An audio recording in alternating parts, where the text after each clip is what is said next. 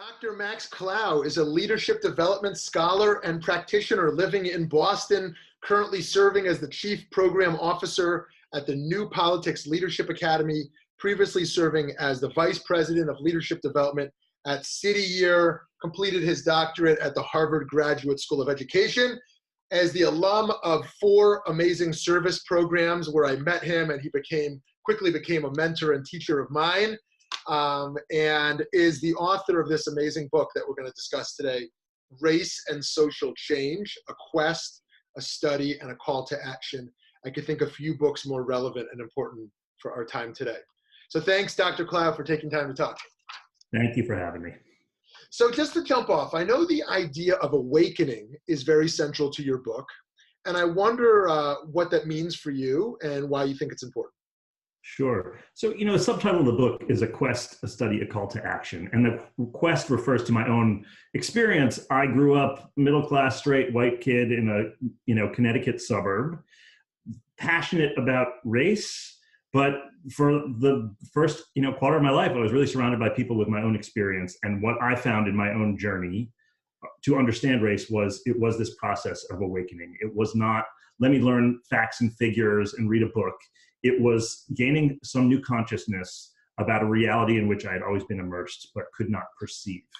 And, that personal quest led ultimately to the academic research at the heart of this book that I'll talk about in a bit. But again and again, we're confronted with this idea that to really understand how race and social change works, it's not just downloading facts. It really is awakening to a higher consciousness of something that we're a part of, but it's hard to perceive without real effort. Amazing. So can you tell us a little bit about the study that's at the heart of your book, and how did you first connect with it, and why did you choose to dedicate years of your life to studying it? Sure. As I mentioned, I've always been passionate about race. I know it's a very important issue in America and divisive and kind of central to our history. And I've always had a passion to understand it. I just always felt like I did not understand how things could happen and so many people could have such different perspectives. And that kind of personal curiosity led ultimately to an academic career, to pursuing a doctorate. And I was studying youth leadership, trying to understand how different programs taught youth leadership and understood youth leadership. And it was on that research that I really stumbled upon a program called Camp Anytown, which is a week-long residential youth leadership program for a very diverse group of usually about 40 high school students. And they come together for a week of really intense exploration of isms like racism and sexism and anti-Semitism, Islamophobia, just a lot of that stuff. And it's very powerful, but there was one event on the last day that really changed the course of my life. And what happens was the kids wake up and gather in a circle before breakfast, as they did every day. But on this last day, something really unusual happened. The directors told them to get into different groups: whites, Asians, Jews, Latinos, LGBTQ, blacks. And they told him very sternly, don't talk to members of other groups and don't make eye contact with members of other groups. And you have to stay together. And then they brought them into breakfast, and the white kids went first and had unlimited food and a big table. And every group lower in the hierarchy had kind of less resources, until the black kids were sitting on the floor with very little food. And it turns out this was, they call it the separation exercise. And it is an attempt to simulate a Jim Crow style, unjust, hierarchical, segregated social system. But the educational purpose was to give participants a chance to practice challenging these systems. And between breakfast and lunch that day, what I saw happen were events that in some really amazing ways mirrored real life events of the real life civil rights movement. And I realized here was a chance to kind of study in a petri dish a civil rights movement with something close to empirical rigor. So I just decided this is what I needed to focus my dissertation on, and the next few years of my life were dedicated to seeing more of these and analyzing them and understanding them. Awesome. So I know one of the findings was around the need for us to more deeply manage our dark emotions, and emotions like guilt or anger, as part of our work for social change, that it's not just the rallies and the like and the petitions, but actually that inner work. Can you tell us a little bit more about that? Yeah, so that system, it's terrible. It's really painful, unfair, unequal. Just reading about it, many readers find it really unpleasant and difficult to read about it, and certainly to be in the experience is challenging. For people at the top of the system, there's a lot of guilt and shame when they realize what's going on in this system, where they have all this privilege that they might not have asked for it, but they have it.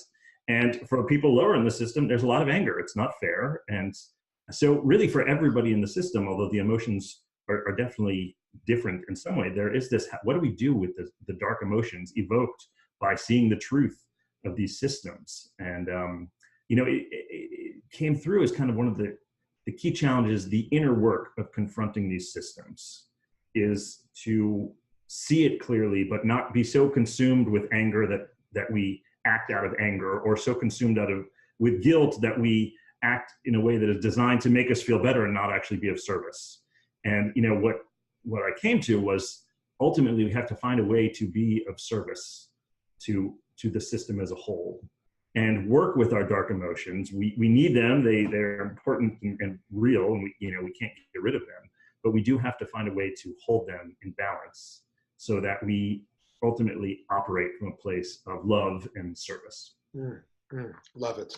So your book ends with a dual call to action, both for individuals and for the nation as a whole, to heal around our historic divides around race. And I wonder if you can tell us a little bit about those two related calls to action. Sure. Well, I ended with this idea of there are things we can do. And I call it a dual call to action because there's personal and there's national. And the personal is, the fact is we each wake up every day, and really the only person we control in this is ourselves.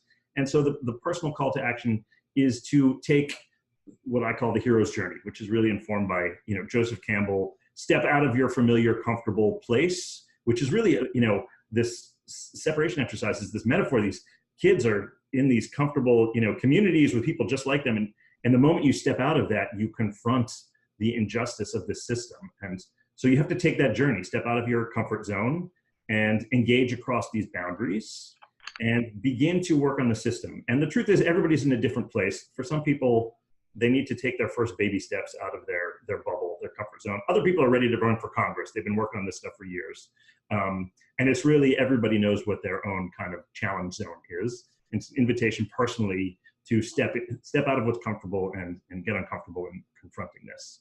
Yeah. But these problems have been around since the dawn of our country, and big problems require big solutions. And I do think, kind of as a national policy solution, national service of engaging all young people in a year of service, pull everybody out of their bubble. They have to work alongside people from different backgrounds with different beliefs and experiences, and work on something that is good for the greater, the country as a whole. And I do think if we did that, we could begin to weave together the civic fabric of our country from a kind of institutional policy perspective at a scale that is required to address kind of the long history and impact of racism in our country. Love it, love it. So beyond the systems of oppression and injustice that exist and are in place that have to be dismantled or tweaked, how do you understand the suffering that is involved with racism today? And zooming out even further, how do you understand the issue of suffering that's a part of the national experience as it's playing right now? And what do you think our role as white allies ought to be in the alleviation of that suffering? You talked a little bit about what we can do nationally and a little bit about addressing our own personal inner world. Yes. But how do we collectively address the suffering that's kind of underlying both the national and personal experience? Such a powerful question. One headline is to understand these systems is to instantly grapple with how to not be overwhelmed by the magnitude of the pain caused by these systems. They're unjust. They constrain opportunities for millions of people. And this separation exercise is a little microcosm of systems that are at work in the world. And, for the people of color who are, kind of marginalized and oppressed in these systems, it's so much pain, so many ways they're made to feel other and less than. But also, it's important to say the system dehumanizes white people with privilege as well, and creates this disconnection from our own emotions, creates a sense of incredible guilt and shame for people who see how unfair this is and how we benefit in ways that we might not have chosen, but we get, whether we like it or not. And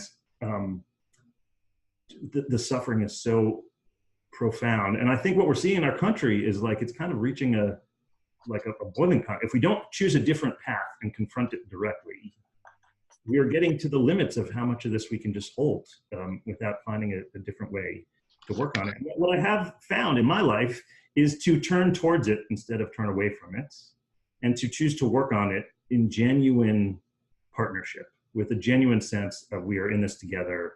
We need to be of service to a whole that is larger than ourselves. There's actually joy in that.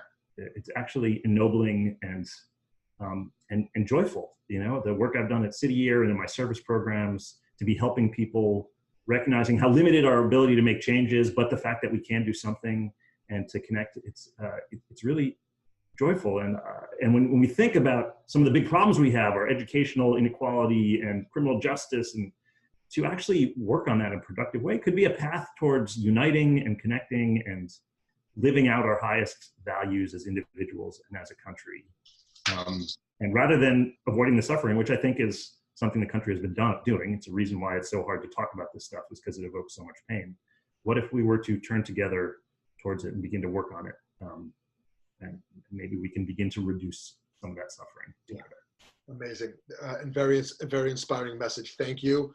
And friends, check out this book. It is the cross-section of developmental psychology and moral development, leadership and politics and social change issues, rooted empirically and in theory.